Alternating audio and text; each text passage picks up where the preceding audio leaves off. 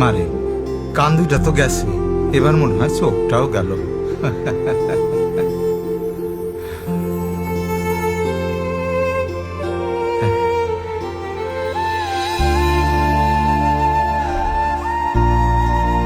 পেশাগত দায়িত্বে থাকা ডিএমপি ট্রাফিক বিভাগের 11.8% সদস্যের শ্রবণ শক্তি ক্ষতিগ্রস্ত হচ্ছে।